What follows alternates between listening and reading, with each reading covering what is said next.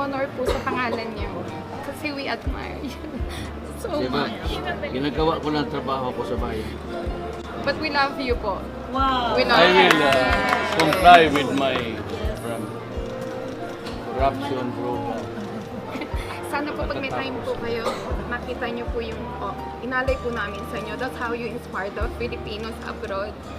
Ganyan po yung effect sa amin. Sobrang mahal na mahal po namin kayo.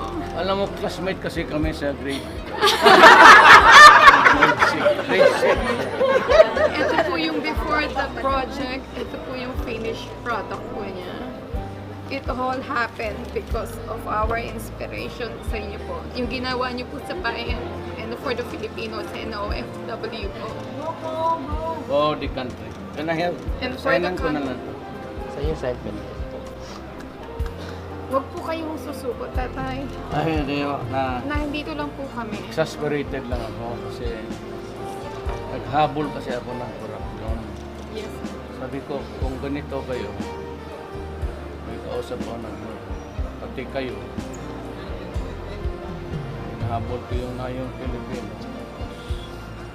Sabi yung general sa kaya sabi ko, kung ganito, I do not see any honor in serving this country. Pati kayo nandiyan sa corruption. I'd rather resign. Gusto ninyo kayo ang papalit sa buhay. Ayaw ko. But it was just exasperated. Huwag niyo po kami iiwan. Hindi ho. Tsaka yung, wag ko mag-alala, yung military natin, pati police, faithful yun sa tao. Kayo rin. Hindi yan mapait ang sundalo ko at mga police. Dandahan lang. Police may problema ako, pero I will solve it. Minus-minus lang naman yung... Maraming salamat po sa ginawa niyo po sa bayan. Meron po akong souvenir sa inyo. Color niyo po from you. Do not destroy my country because I will kill you. Simple lang yan. Do not destroy the youth of the land and deprive us of a brighter tomorrow for the next generation. What is wrong there?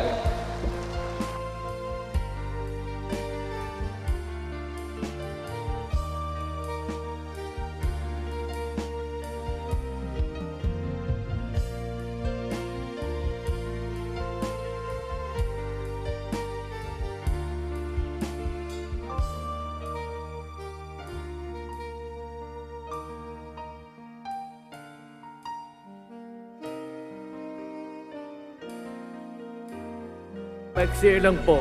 Salamat for making me president.